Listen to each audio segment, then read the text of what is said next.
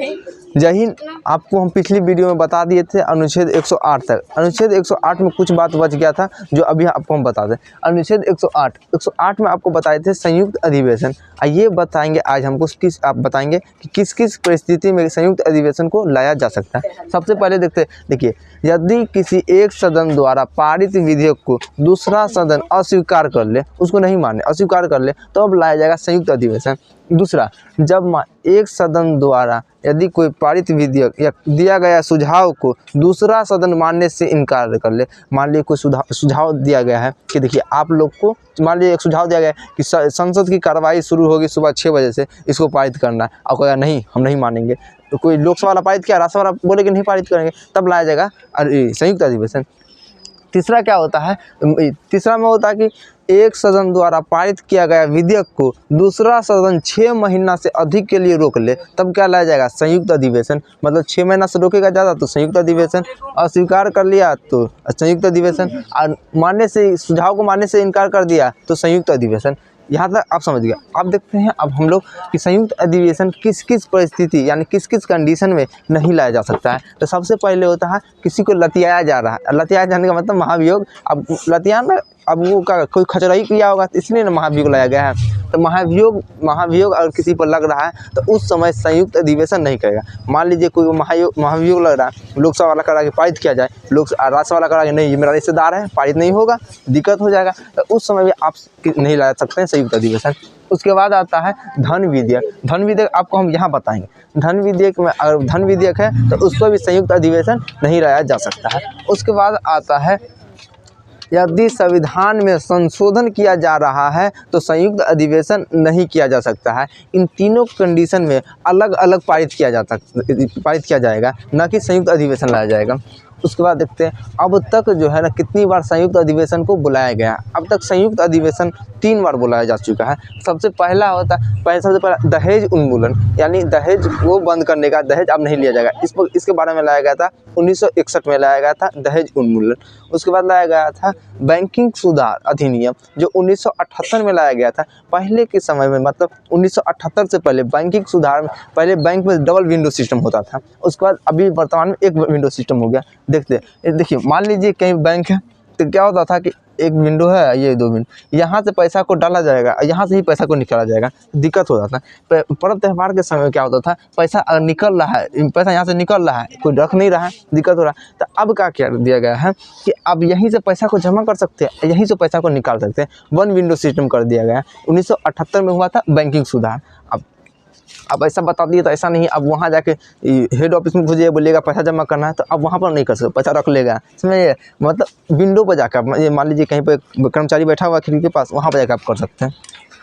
उसके बाद देखते हैं आतंकवादी गुट यानी पोटा अधिनियम। पोटा अधिनियम ये आतंकवादी गुट था, इसे 1995 में बंद कर दिया गया था। उसके बाद 2001 में लाया गया। पहले क्या होता था कि मतलब आपको सरकार को लगे, अनुभव या डाउट लगे कि आपको लग रहा है कि आतंकवादी से मिले हुए हैं, तो आपको क्या करेगा, पुलिस गिरफ्तार करके ले जाएगा। तो इसे 1995 में बंद कर दिया गया तथा इसे 2001 में क्या किया गया, नहीं इसको चालू होना चाहिए। तो 2001 में संशोधन करके संयुक्त अधिवेशन बुलाया गया और इसको क्या किया गया, पारित किया गया कि अगर आप किसी को डाउट होगा कि आप आतंकवादी से मिले हुए हैं, लगेगा तो आपको उठा के ले जाएगा, कोई दिक्कत नहीं। आप यहाँ तक समझ गए हैं, मतलब अनुच्छेद 8 यहाँ पर लिख दिए। जो नेक्स्ट वीडियो, पहले वाले वीडियो का कुछ बचा हुआ है इसमें, तो 108 जो है कंप्लीट हो गया। अब हम लोग देखते हैं 109, 110।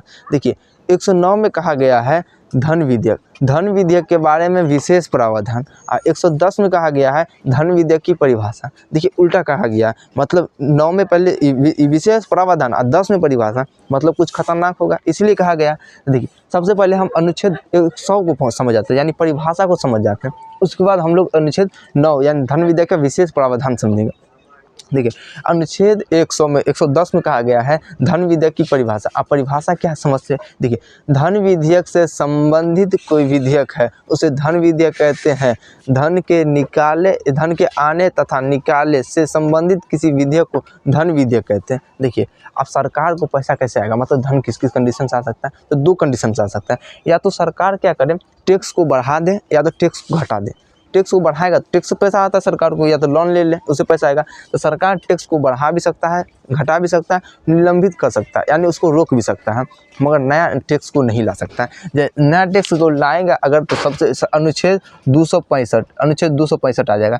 अनुच्छेद 265 कहता है कि आप सरकार किसी भी नया टैक्स को सौंप नहीं सकती, यानी किसी नया टैक्स को ला नहीं सकती है जब तक उसे संसद से पारित नहीं किया जाए, यानी 265 का प्रयोग करके संशोधन किया जाएगा और क्या कहते हैं उसे संसद से पारित किया जाएगा, उसके बाद वो नया टैक्स को लाया जाएगा। तो इसीलिए इसमें नया टैक्स को अनुच्छेद 10 के तहत नहीं लाया जा सकता। हाँ, इसको बढ़ाइए, टैक्स को घटाया जा सकता है, ये सब हो सकता है।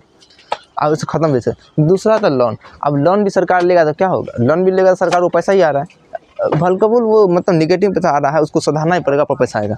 देखिए, सरकार के खजाना को संचित निधि कहते हैं, सरकार के खजाना को संचित निधि कहते हैं। अब ये बताइए, यहाँ सरकार अगर टैक्स को बढ़ा दिया, संचित निधि का पैसा, खजाना है सरकार, बढ़ेगा। टैक्स को कम कर दिया, संचित निधि का पैसा घटेगा। लोन लेके आ गया 100 करोड़, क्या होगा, संचित निधि का पैसा थोड़ा बढ़ेगा। सुना है? तो सरकार के खजाना को संचित निधि कहते हैं। अब या तो समझ गया। अब देखते हैं अनुच्छेद 9। पहले आपको 10 समझा दी परिभाषा, अब 9 समझने में थोड़ा आसानी होगा। 9 में देखते हैं धन विधेयक के बारे में विशेष प्रावधान है। अब विशेष प्रावधान क्या है, देखिए, धन विधेयक को लाने के लिए राष्ट्रपति के पूर्व अनुमति से आएगा। धन विधेयक राष्ट्रपति के पूर्व अनुमति से आएगा, मतलब राष्ट्रपति ही की अनुमति से धन विधेयक आ जाएगा। उसके बाद धन विधेयक प्रारंभ मतलब शुरुआत करने, स्टार्ट करने की शक्ति जो है, आपको हम पिछले बता चुके हैं, ये राष्ट्रपति शक्ति जो है लोकसभा के पास है, मतलब धन विधेयक को प्रारंभ शुरुआत करने की शक्ति जो है वो लोकसभा के पास है। उसके बाद आता है राज्यसभा। राज्यसभा को इसमें शक्ति नहीं है, राज्यसभा को केवल 14 दिन के लिए दे दिया जाता है। 14 दिन बाद उसे राज्यसभा लौटा या नहीं लौटा वो पारित हो जाएगा। वो 14 दिन तक अपना देखता रहेगा, घूमता रहेगा, कितना हसीन विधेयक है, अपना देखेगा, मगर वो पास हो जाएगा। अब उस पर रोक नहीं सकता। राज्यसभा वाला उस पर सलाह दे सकता है। सलाह मतलब क्या होता है, मतलब उस पर दे देगा कि देखिए, पढ़ा लिखा लोग होता है तो उस पर कह देगा, देखिए ये विधेयक को ना थोड़ा सा इस कंडीशन से होना चाहिए, तो सलाह दे सकता है। मगर उसमें फिर कहा गया है कि उस राज्यसभा द्वारा दिया गया सलाह को लोकसभा मान भी सकता है, स्वीकार भी कर सकता है, नहीं भी स्वीकार कर सकता है। उसके बाद देखते हैं निर्णय, मतलब सबसे आखिरी निर्णय किसका होता है। आखिरी निर्णय आपको पीछे बता दिए अध्यक्ष का, मतलब कोई विधेयक धन विधेयक है या नहीं है, इसका निर्णय कौन लेगा, तो अध्यक्ष, लोकसभा का अध्यक्ष लेगा। उसके बाद देखते हैं राष्ट्रपति। अब राष्ट्रपति का एक पावर आता है जिसको कहते हैं निलंबकारी वीटो। ये अब अनुच्छेद 111 पढ़ाएंगे तो उसे बताएंगे निलंबकारी वीटो में। देखिए, राष्ट्रपति इसे पुनर्विचार के लिए लौटा भी नहीं सकता है, यानी कहेगा राष्ट्रपति जब हस्ताक्षर करने के लिए जाएगा राष्ट्रपति ने कहेगा कि आप ऐसा कीजिए, इस पर आप दोबारा से विचार कीजिए, उसके बाद भेजिए, ऐसा नहीं कर सकता। राष्ट्रपति को हस्ताक्षर करना ही पड़ेगा, तो पुनर्विचार के लिए राष्ट्रपति नहीं लौटा सकता। एक और आता है इसमें, संयुक्त अधिवेशन नहीं ला सकते। देखिए, आपको यहाँ ही बता लाया जा सकता है।